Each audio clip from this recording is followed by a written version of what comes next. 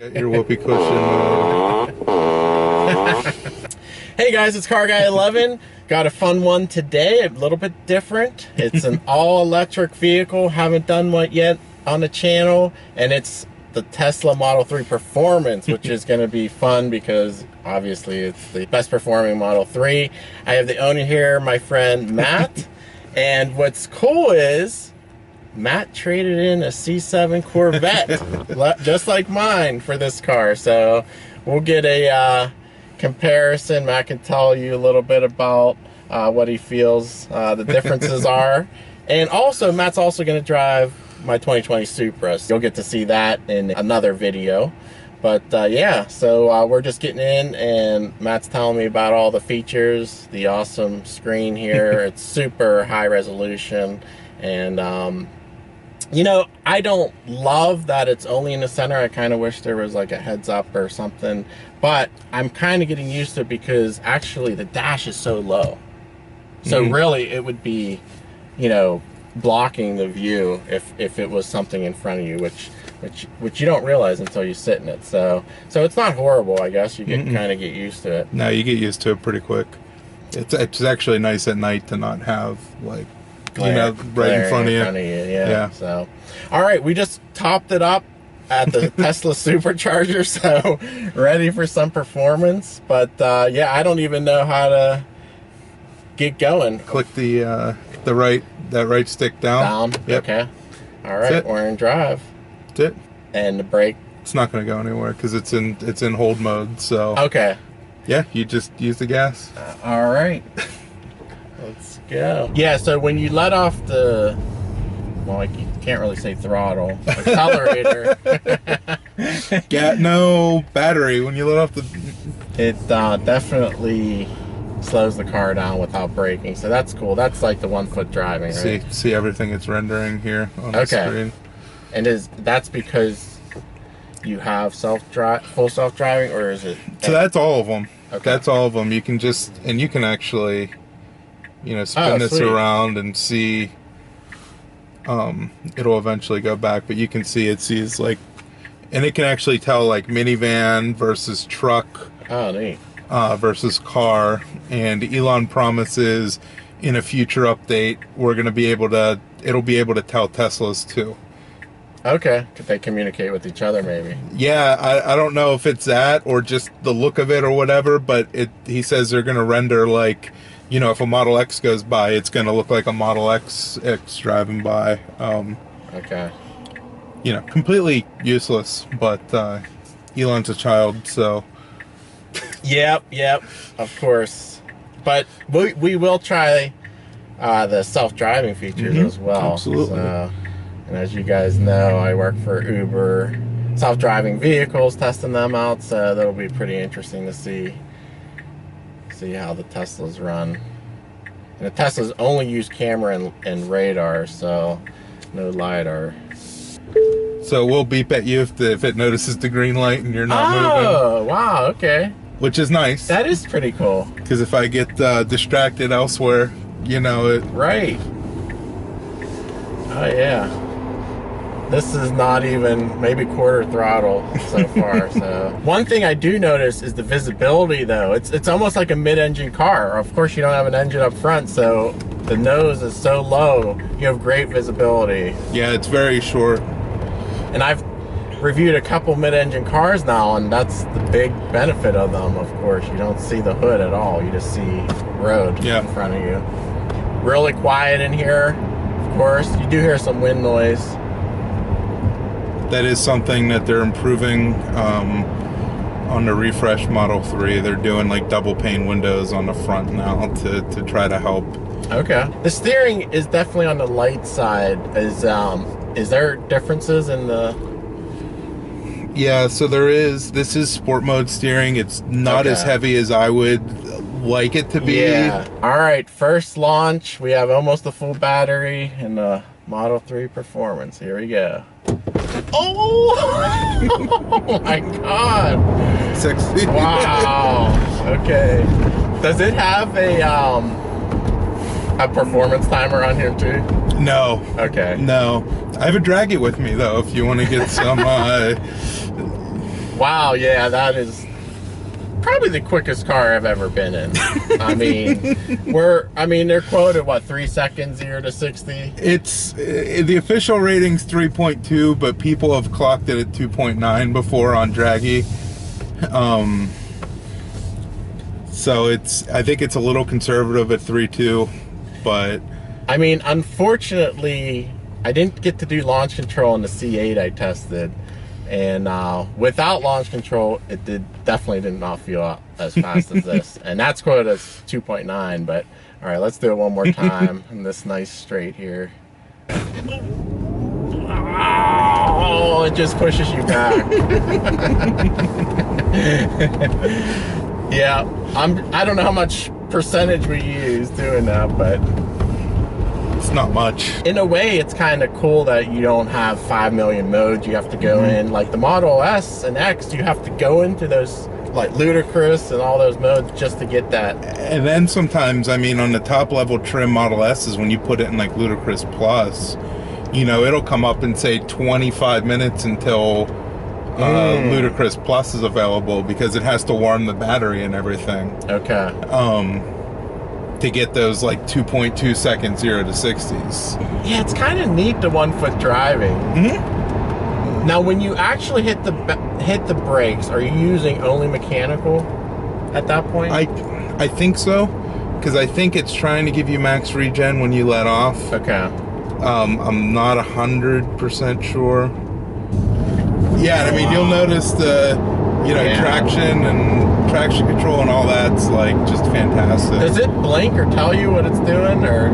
I think if you get a little out of control, it'll like flash the traction control icon, but otherwise it's just always, you know, reading the wheel slip and everything and adjusting. Since it's electric motor, you know, there's one in the front and one in the back, and they're not connected, so right. They can adjust. Modulate it. Yeah, you can adjust your front and your rear wheels. All right, nice curve here. Yeah, it's pretty good. These are running the Michelin Pilot 4S Tesla spec, but they're pretty sticky. Yeah, it doesn't feel like a 4,100 pound car. No, it doesn't. Really. Mainly because you have 2,000 pounds of battery that you're sitting on top of, and that's the actual bottom of the car. So it's all that, the center of gravity is pretty low on this car. It's just an easy car to drive. Very easy. Fast. Yeah. Effortless. And there's no waiting around for turbos or. And you're not making a lot of noise too, so I feel like there's a lot more places that you can, you can drive fast and not draw attention to yourself. And that's a great point. Like, yeah, no one's gonna know. Yeah, like, you weren't here making a bunch of noise. There's not tire, squeal and. Very unlike the Corvette. So, yeah. Speaking of that, so. What do you think? Do you miss the Corvette at all, or? I miss pulling the roof off of the Corvette. Yeah. I don't miss it being so low. I don't miss, I would say, being afraid of, and I'm sure you know what I mean. Like, you go to Walmart, right? And I don't want to park it in the Walmart parking lot because it's a Corvette, but it still draws attention, and I'm worried about it. Funny enough, I don't miss the sound. Like, the quiet is actually relaxing to me. So I don't, it's just different. Definitely different. If you're going to drive an automatic, this is going to be better. There's no gear changes. It's just super smooth in that way. Yeah, it's just direct drive electric motors, it's just so funny. It's just instant power. So I don't think you guys should be afraid of electric vehicles. The future is going to be electric, and they're even going to get better from here. So getting better all the time. But the ride is pretty nice too. I thought this would ride a little rougher, but it's actually very nice ride. So yeah, and it's the performance model supposedly has a stiffer and lower suspension. What's the maintenance on these? Is there an annual service or anything? There is no annual or semi or biannual, any kind of service like that. Okay.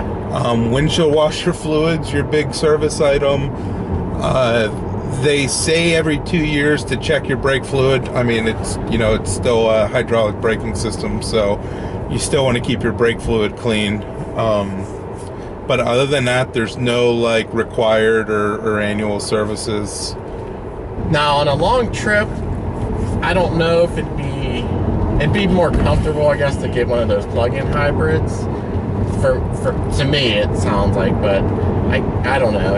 You took it on a longer trip, and yeah, I mean, we went down to the Outer Banks. Had no problems whatsoever. We stopped to charge in Breezewood for 20 minutes, and 2 more times got to the Outer Banks, probably a little over an hour worth of charging. So it was, and with the car drove 99% of the way in Autopilot. Oh yeah, I guess we should try that. I don't know, can you do back roads with it? You can. It'll limit you to 5 over whatever the posted speed limit is, so it kind of sucks. Okay. Okay. On back roads right now. On the highway, you can go up to 90 miles an hour. It doesn't care what the speed limit is. So then if you tap this stock down twice, it'll put it in autopilot. All right. Autopilot. Yep. And so you're good. If you want to change lanes, you just put your turn signal on, you push it all the way down, and you'll see it comes up, it checks the lane next to you, and then your right scroll wheel is going to set your desired speed. So right now you're at the speed limit. Okay.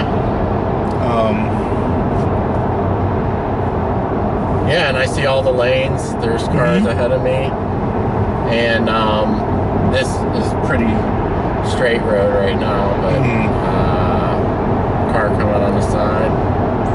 So I guess how long does it take until it asks you to put your hands on the wheel? It's speed dependent. So at 65, just at the speed limit. Okay. So then you just got to give it a little. Yep. And you can also move the volume or any of the buttons on there or anything, just to tell it you're still alive and it's happy. But at this speed, I mean, it's probably every 30, 45 seconds, something like that. But really, you're probably going to be just... Yeah, I mean, I don't trust it enough to not have my hands on the wheel. Right. The biggest problem is because it's torque-based, if you don't give it the weight that it's looking for, even if you have your hands on the wheel, it could still prompt you. I like the self-driving systems for highway and things. It just makes it... You're going to pay attention. It just makes the drive just that much more relaxing. It's pretty cool. And I even use it in stopping at traffic a lot. And the Super has the adaptive cruise control. And I'm sure this comes to a stop and does all that for you. Will the Super resume moving once you... It does if it moves within like 5 seconds or so. Oh, and then you have to tell it it's okay to go. Yeah. Does This will do it full time. Oh, nice. Okay. Stop and go. All right, guys, we're gonna test out the Smart Summon right now. Oh, you can actually give it a point. Oh wow, it's turning pretty sharply. Wow, it's going pretty fast.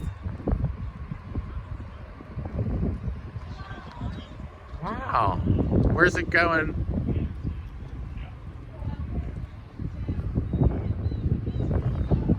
Oh wow, that's pretty great. Is it gonna try to park? No, it couldn't park there, right? No. Yeah.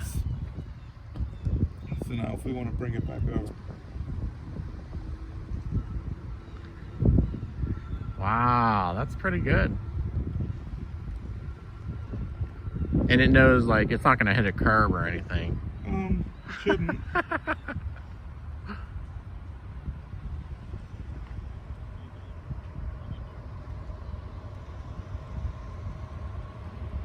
Now, will it pull in a spot? It won't. Okay. Sweet. Yeah, that's pretty neat though. All right, guys, so comment below, what do you think of the future of the automobile? Full electric batteries, and Tesla, of course, is leading the way with all of its tech features in addition to the battery and the self-driving and the summons and all that stuff. So pretty cool stuff here. But I hope you guys enjoyed this one. Definitely check out the next video. Matt will be driving my Supra, so stay tuned for that, and I'll see you in the next video.